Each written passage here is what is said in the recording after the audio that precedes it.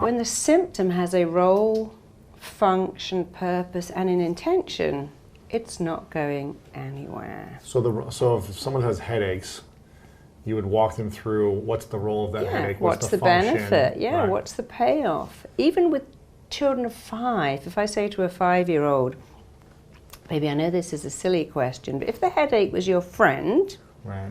what would it be doing? They go, well, when Mummy and Daddy fight and I got a headache, they stop fighting.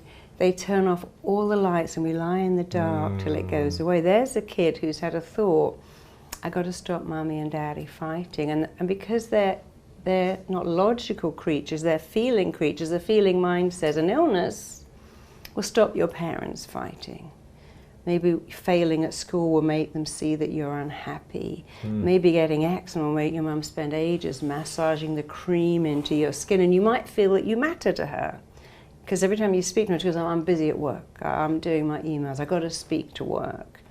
And kids think, I want Mummy to notice me, and the mind, which is illogical, goes, can I come up with, well, we can have asthma, eczema, dermatitis, irritable bowel, obesity, whatever. And 70% of these issues, although the symptoms are real, you have a real migraine and real flaky skin, the cause of them is completely psychosomatic. Because the mind's job is to tune into your thoughts and give you what it thinks you want.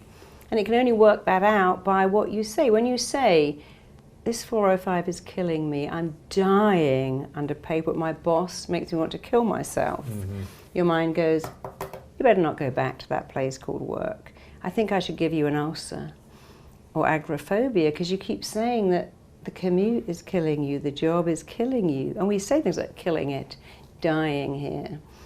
You know, one of my clients was telling me that her boss just died and he used to sign off all his emails, busy, busy, busy, I wish I was dead.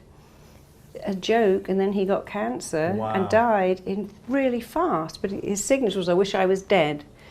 And people say, oh, somebody asked me, I want to die. Oh, my boss promoted me, I want to die. I'm going to kill it.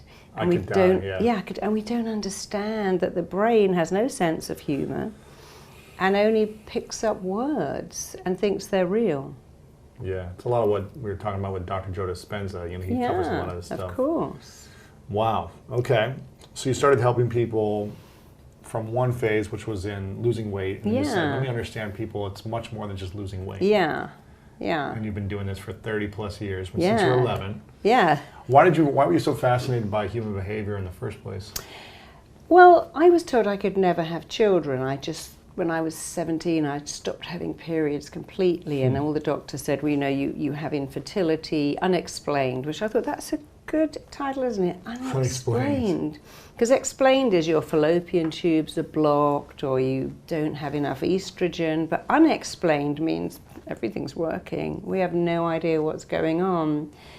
And so I decided to just work on myself, and I simply wouldn't accept that. And I did get pregnant, but then they said, well, everything's going to be wrong with this baby, and it's going to have the same issues that you've got. You've got all these different hormonal thyroid issues, and they really freaked me out. And then when she was born, she was perfect, and they said, well, she's going to be very underweight. She was 7.5 pounds. And I realized then that I was going to stop all the medication and just come out of that.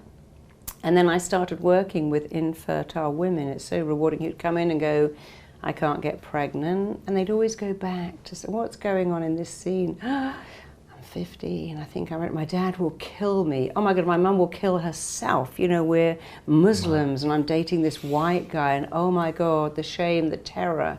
And the day they find out they're not pregnant, they go, thank you, Allah. I'm so happy I'm not pregnant. Now the mind is crystal clear. Having a baby will kill you, and not having a baby is something to celebrate. And when you repeat something to the mind enough, it just can't unravel that. When women say, I've got the curse every month, and oh, I hate this, and I wish I never had them, and then periods go away, they never kind of look at what's going on there. And so I found infertility really easy to fix. And then I had people with secondary infertility, which means you had a baby, you got pregnant like a high school girl on a date immediately, but you've been trying for 7 years to get pregnant again. Why does that not happen? Because you go home and say to your husband, imagine we had a second one. Oh, that would kill me. oh, I'd leave you. If we had 2 keeping us up all night, and that would bankrupt us, and can you imagine what a night we would like to have another one? The mind goes, don't have another one. And of course you don't mean it. You don't mean it. We could quite cheerfully throw this kid out the window. The middle of the night, I could just give them away. I remember saying to someone, your baby is lovely. You should come back at 2 a.m. You can have him. It's a joke. Like we say to our kids, you're so lovely, I could eat you. And they think, really? So we say all this crazy stuff, which we know is crazy, but the mind says, this is literal. This is real. You mean it. When you say, I'm dying under my paperwork, the mind goes, no more paperwork for you. When we say, I'll die if my next relationship ends. If I got hurt like this again, it would kill me. The mind goes, you know what? If it would kill you, why don't I just turn you into a complete bitch? You never have another relationship again, and then it can't kill you. Right. And then you'll never have love as well. No. Yeah. Or men who go, you know, all women are ball breakers. They just want your money. I'm done with women. I couldn't go through that again. It would kill me if I had to lose half my property again. Right. The mind goes, that's my job. You see, we think our mind's job is to make us happy. It really isn't. It's to make us survive against what were once really pretty bad odds. And how we survive is every time we say something that would kill me, I'd die if that happened, the mind goes on red alert to stop it happening. In the same way, if you ate some mushrooms and were violently sick, you'll find the minute you think, oh, no mushrooms again, or shellfish, and the next time you see shellfish, you go, oh, no, I couldn't eat that. Because your mind will always remember what hurts you, because its job is to keep you alive by making sure you don't get hurt. But it doesn't know what hurts you until you say, that last boyfriend broke my heart, shredded it to pieces and jumped on it. No, he just got bored with you. And you probably got bored with him. Or it wasn't the right fit, or a number of things. Yeah. And everything he loved in you was still in you. He was just your starter boyfriend. Maybe he was your starter husband, but he didn't kill you. But we tell ourselves all this crazy stuff and then wonder why we feel so crazy, when all we have to do is tell ourselves better stuff. My mum will kill me if I get my shoes dirty. My dad will kill me if I don't get all A's. My dad will go crazy if I come home with a bad report card, which is not true. But if you believe that, then you create a world of stress. All because of what you say to yourself and tell yourself. Yeah. But that's actually very good news, because since you say it, you can say something better. Something else. You're in control. Yeah, always. What's the thing that you see the most that people struggle with? Is it a stress, an overwhelm, an anxiousness, a fear of something? It's always a belief, I'm not enough. That's the biggest thing. In fact, I always say to all my clients, there's only 3 things wrong with everyone. Everyone has got 3 things wrong. The number 1 is I'm not enough. The second one is I'm different, so I can't connect. And the third is I really want something like freedom from depression or success, but it's not available.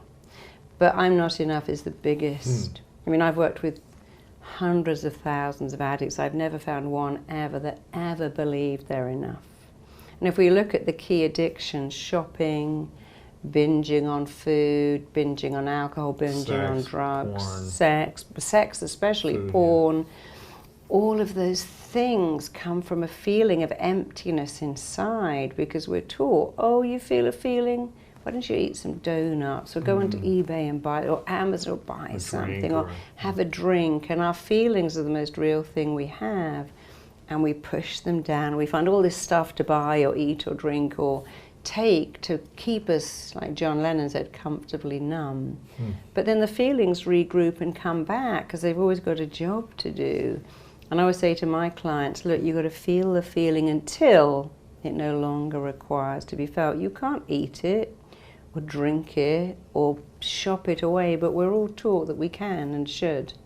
So I'm not enough is the biggest problem I see. I mean, if you look at Amy Winehouse, or George Michael, or Whitney Houston, or Philip Seymour Hoffman, immense talent, a gift, beauty. Why didn't they feel like they were enough, though? When the world says you are enough, I'm going to celebrate you, you're going to have everything you want, we're going to talk about you constantly, stroke your ego, pay you a ton of money, how come they still can't get over that they're not enough? That's a great question. There's a couple of things. First of all, if you're Amy Winehouse and someone says write a song and you write back to black in 5 minutes, they give you $8 million. It's what I call the self-destructiveness of talent. I didn't earn that. It's a bit like a lottery winner. I didn't work for that. I got to get rid of it. You know, lottery winners who haven't had money will almost always go bankrupt very quickly. Right. So if you didn't earn it, it has no value. That guilt of not feeling like, well, I didn't work 10 years for this. Or, Even with guys, you know, guys like to pursue women, so they've earned them. If you just give it up to them immediately, they like it, but they don't want to see you again because you've taken away their desire to earn it. If your dad is an heir and gives you a ton of money to open a business, you won't respect it because you didn't earn it. So the first thing is, this came to me so easily. Therefore, it has no value at all. And that's a big thing with rock stars and music stars who debase it. But the second thing is, with many people, like, for instance, George Michael and Whitney Houston, always had to pretend they were straight. They have to live a lie from the very beginning. Michael Jackson had to pretend he came from this lovely, God-fearing, wonderful Walton-type family, and we know that wasn't true.